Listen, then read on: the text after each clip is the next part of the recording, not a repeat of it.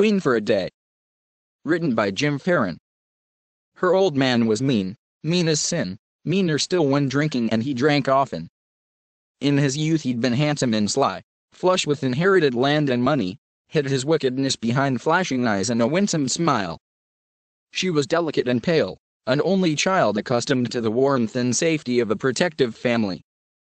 He entered her life in a whirlwind of presents and proclaimed adoration. Wanting her only for the possession she represented, he swept her off her feet and, in a heady rush to the altar, married and carried her to his home by the river. On their honeymoon night they did not make love. Instead, he beat her until she passed blood. In all their years together they never did make love. Not even once. Occasionally he covered her as a stallion covers a mare, quickly, ruthlessly, efficiently. Afterwards he would beat her, usually with his fists, but sometimes with a harness strap. He beat her often, not just when he mounted her. Careful to avoid marking her face, and her arms below the elbows, and her legs below the knees, he beat her with savage frequency. He took her to church on Sundays. Quietly held her hand in the rear pew. Sang Methodist hymns in an enviable baritone. During the sermon he would lean close and whisper the punishment he planned for her when they got home. He never once failed to keep his word. Friday nights he went into town, played cards, drank whiskey.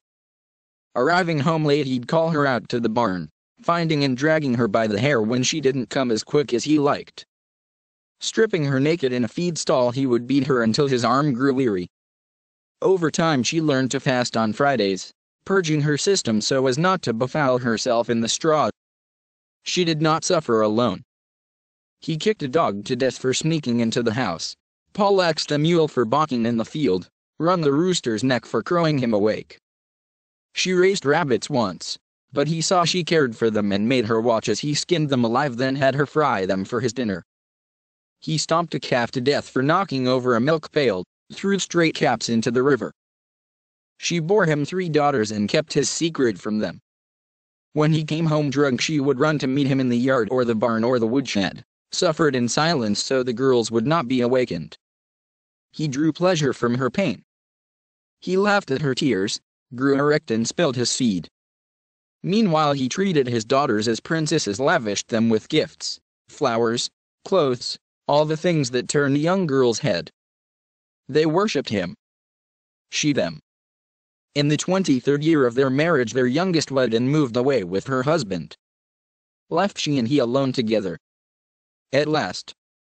He got evil drunk on Monday. Sitting in a porch rocker he described in detail what he would do to her come Friday. The more he drank the more he embellished his intent.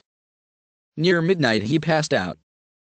She fetched Rote from the barn and, working quick as a cat, bound him fore and aft to the chair. Pretending the rocker was a stubborn pony she put the rope across her shoulder and dragged it to the river. Wrestling it into the skiff she rowed to the middle of the stream. Dropping the anchor weight over the side she softly hummed hymns while waiting. Came daylight he awakened. Groggy. Like a petulant child, he chafed at the unfamiliar bindings. Understanding slowly dawned. Angry, he seethed and fought the rope, threatened in turn. She paid him no mind, only waited patiently for him to calm. The serene look on her face sobered him and he tried to reason.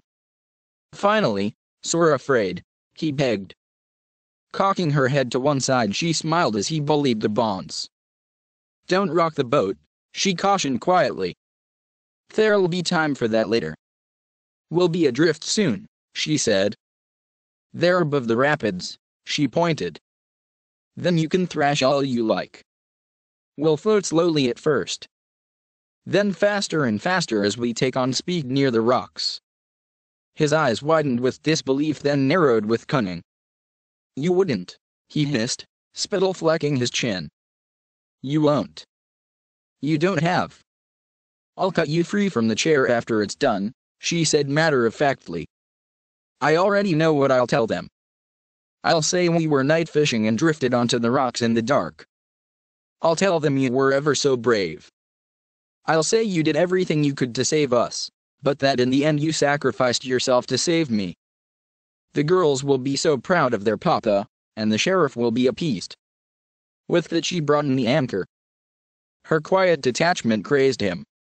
He twisted inside the confining loops, threw himself to and fro without effect, cursed her soul and told her he would kill her. "Oh no you won't," she whispered softly. "We're drifting now. Look how the rocks come out of the water like jagged teeth. Soon they will hole the boat and it will begin to fill. It will sink or capsize. The two of us will struggle in the rapids, our clothes growing heavy with water. Then we'll see," she added fiercely.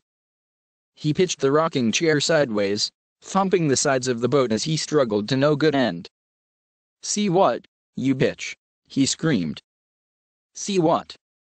The bow of the boat entered the rapids, banged against the first of the rocks, spun sideways and began to tilt. Her quiet reply chilled him to the bone. "We'll see whether you can swim as well as I." The end. Bio. Jim Farren, born and raised in the mountains of West Virginia, Jim has lived in 10 states and 3 foreign countries. Currently retired somewhere in the Ozarks, he has a passion for his wife. Blended, not sour mash, bourbon, Hawaiian shirts, anything fried in bacon grease in a cast iron skillet, stray dogs, and whatever vegetables are in season with the exception of Brussels sprouts and eggplant.